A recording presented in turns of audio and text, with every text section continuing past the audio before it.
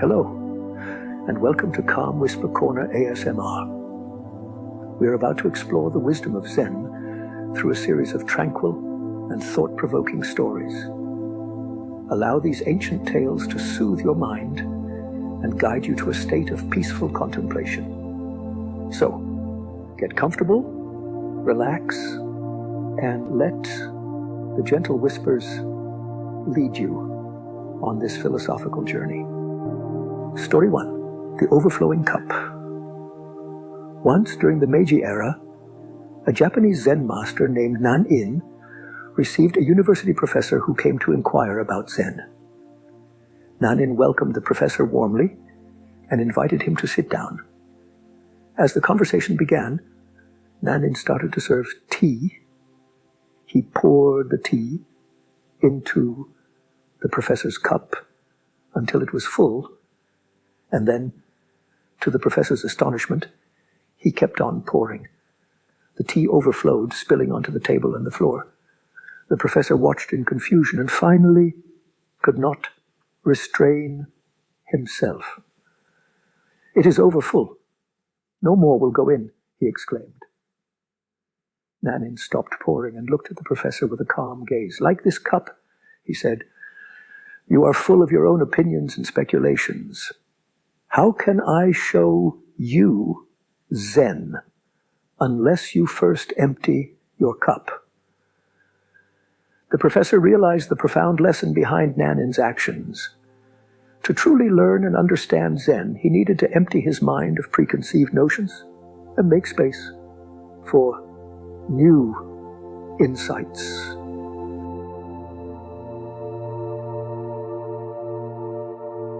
Story 2, Helping the Gambler. Gudo, a Zen teacher revered for his wisdom, was traveling alone on his way to Edo. As evening fell, a heavy rain began to pour, drenching Gudo and causing his straw sandals to fall apart. Near a small village, he noticed a farmhouse with a few pairs of sandals drying in the window. He decided to seek shelter and perhaps buy a new pair of sandals. A kind woman answered the door, and seeing how wet and weary Gudo was, invited him to stay the night. Gudo accepted her hospitality with gratitude and entered the home. Before settling in, he recited a sutra before the family shrine, his calm presence bringing a sense of peace to the household. However, Gudo noticed that the family seemed distressed.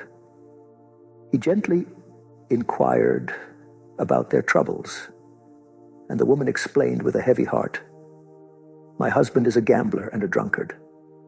When he wins, he spends all his money on drink and becomes abusive. When he loses, he borrows money from others and sometimes does not come home at all. We are at our wits' end. What can we do?" Gudo listened compassionately and then said, "I will help him. Here is some money. Please buy a gallon of fine wine and something good to eat. Then you may retire for the night, and I will meditate before the shrine." Later that night, the husband returned home, quite drunk. He bellowed, "Hey, wife, I'm home. Do you have something for me to eat?" To his surprise, Gudo answered, "I happened to be caught in the rain, and your wife kindly asked me to stay here for the night. In return, I have bought some wine and fish for you." The man was delighted and quickly drank the wine, eating the food with great relish. Afterward, he lay down on the floor and fell asleep, while Gudo sat in meditation beside him. The next morning, the man awoke with a headache and a sense of shame. Seeing Gudo still meditating, he asked, "Who are you, and where do you come from?" "I am Gudo of Kyoto, and I am on my way to Edo," replied the Zen master. The man, realizing the honor of having such a distinguished guest, felt deeply ashamed of his behavior. He apologized profusely, and Gudo smiled gently. "Everything in life is impermanent," he explained. "Life is brief, If you continue to gamble and drink, you will have no time left to accomplish anything worthwhile.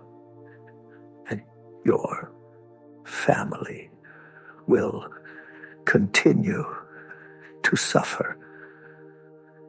The man's eyes filled with tears as he realized the truth of Gudo's words. "You are right," he declared. "How can I ever repay you for this wonderful teaching? Let me see you off and carry your things a little way." Gudo agreed, and as they walked together, the man felt a profound change within himself. By the time they parted ways, the man was determined to change his life, having been awakened from his destructive habits by Gudo's compassionate intervention.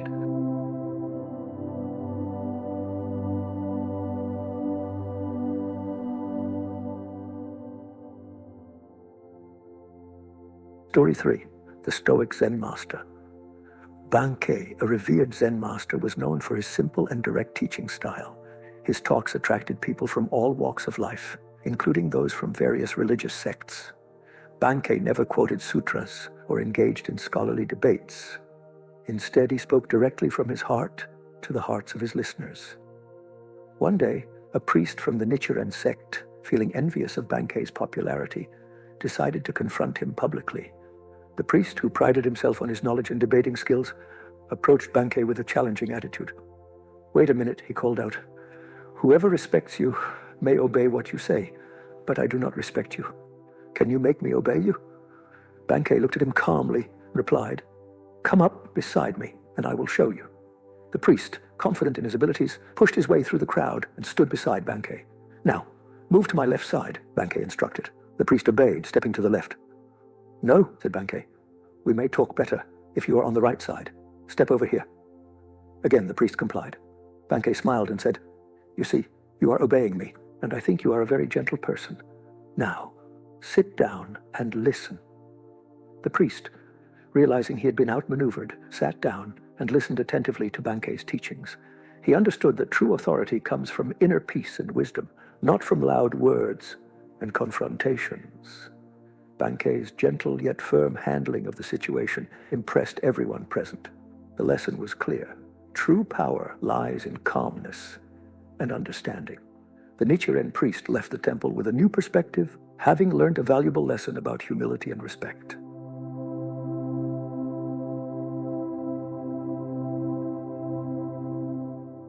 Story 4. Zenkais Redemption. Zenkai, the son of a samurai, ventured to the bustling city of Edo, where he became the retainer of a high-ranking official. In time, he fell deeply in love with the official's wife.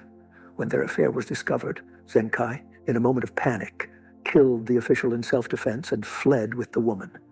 They became thieves to survive, but Zenkai soon grew disillusioned with her greed and left her, wandering alone until he reached the province of Busan.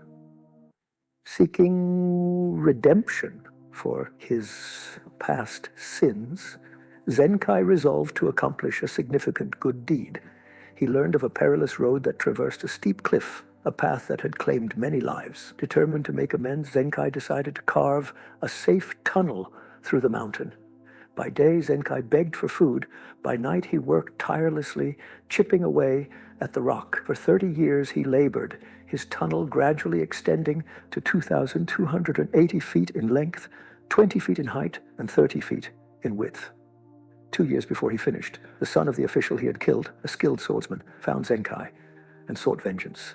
Zenkai, unflinching, told the young man, "I will give you my life willingly, but please, let me finish this tunnel. On the day it is completed, you may take my head." The son agreed and watched Zenkai work tirelessly. Over time, the swordsman, weary of idleness, began to help with the digging.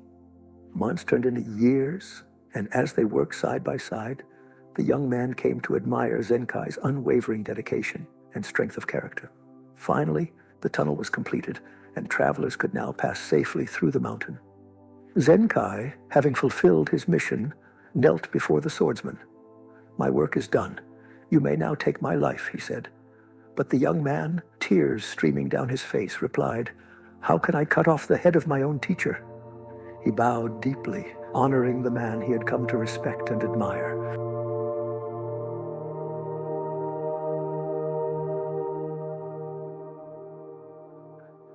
During a tumultuous period in Japan's history, a formidable warrior named Nobunaga decided to launch an attack against an enemy force that outnumbered his own 10-1. Despite his certainty of victory, his soldiers were filled with doubt. To bolster their morale, Nobunaga led them to a Shinto shrine along their journey. Standing before the shrine, Nobunaga addressed his troops. "After I visit the shrine," he declared, "I will toss a coin. If it lands on heads, we will win. If it lands on tails, we will lose. Our destiny lies in the hands of fate." He then entered the shrine, offering a silent prayer before emerging to toss the coin into the air. It landed on heads. Encouraged by this omen, Nobunaga's soldiers were invigorated and fought with renewed vigor, achieving a decisive victory. After the battle, Nobunaga's attendant, filled with awe, said, "No one can alter the hand of destiny." "Indeed," replied Nobunaga, revealing the coin he had used, which was double-sided with heads on both sides. Through this clever ruse, Nobunaga demonstrated the power of belief and the influence of perceived fate, inspiring his men overcome seemingly insurmountable odds.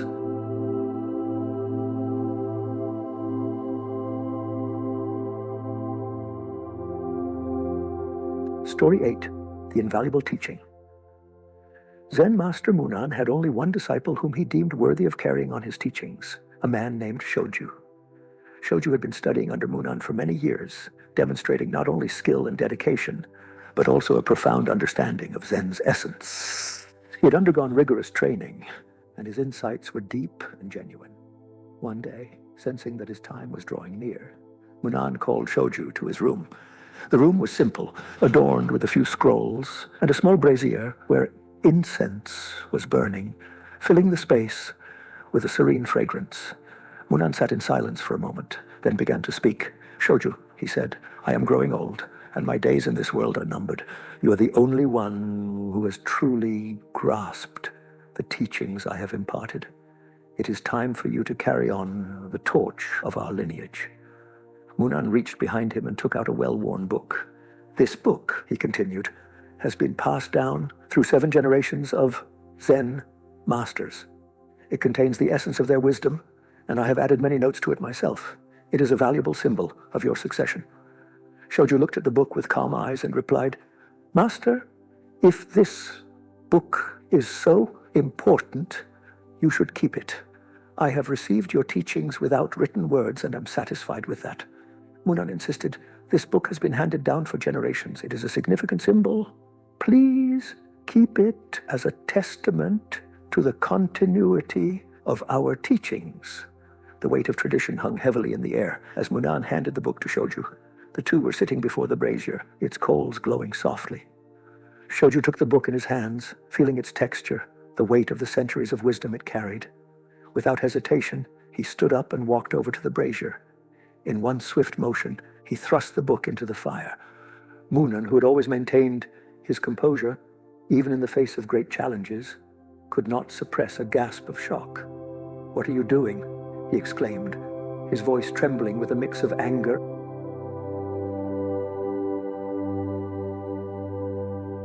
Story 7. The Ghostly Promise. A young wife fell gravely ill and, sensing her end was near, called her husband to her side. "I love you dearly," she whispered. "Promise me you will not remarry after I am gone. If you do, I will return as a ghost and haunt you forever." The husband, deeply saddened, agreed to her final request. After she passed away, he honored her wish for several months. However, as time went on, he met another woman and soon became engaged to her. Immediately after the engagement, the ghost of his deceased wife began to appear nightly, scolding him for breaking his promise. The ghost was eerily knowledgeable, recounting details of his interactions with his fiancée, the gifts he gave her, and even their private conversations. Unable to sleep and driven to despair, the man sought help from a nearby Zen master. The master listened to his tale and remarked, "Your former wife has become a very clever ghost to know everything you do. You should admire such a wise ghost." The next time the ghost appeared, the man followed the master's advice. "You are truly a knowledgeable spirit," he said. "If you can answer one question, I will break off my engagement and remain single forever. Tell me, how many beans do I hold in my hand?" The man scooped a handful of soybeans as he spoke. The ghost, taken aback, disappeared without a trace, unable to answer the question. From that night on, the ghost never returned, and the man found peace, realizing that the apparition had been a creation of his own guilty conscience.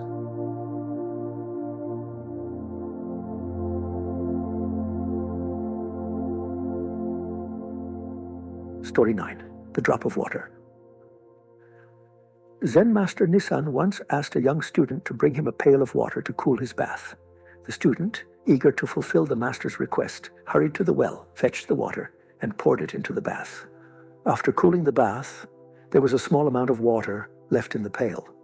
Without thinking, the student threw the leftover water onto the ground. Nissan observed this and immediately reprimanded the student sharply. "You dunce! Why didn't you give the rest of the water to the plants? What right have you to waste even a drop of water in this temple?"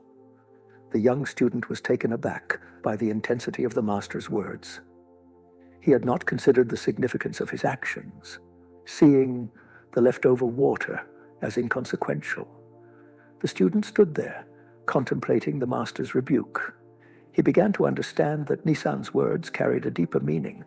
In that moment of realization, he attained a profound understanding of Zen.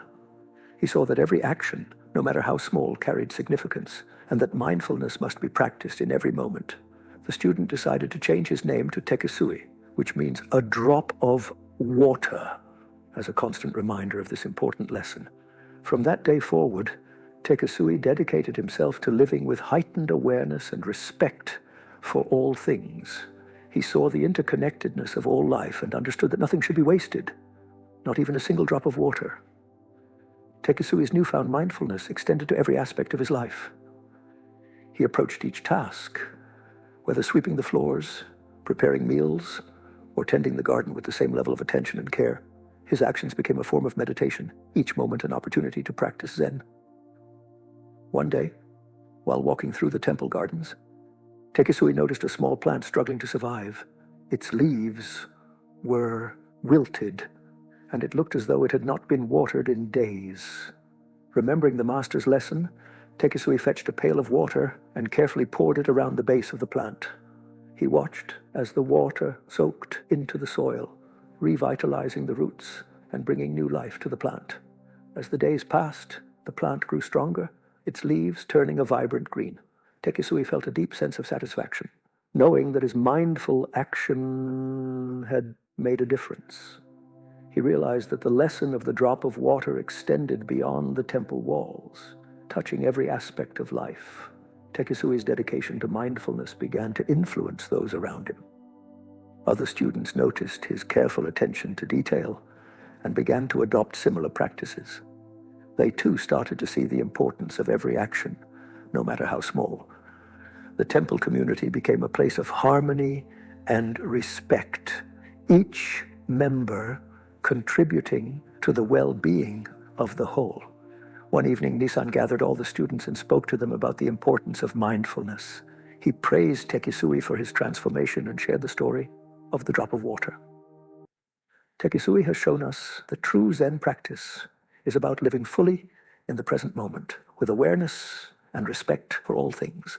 Let his example guide us in our own practice. Tekisui's journey from a careless student to a mindful practitioner became a source of inspiration for all. His story was passed down through generations,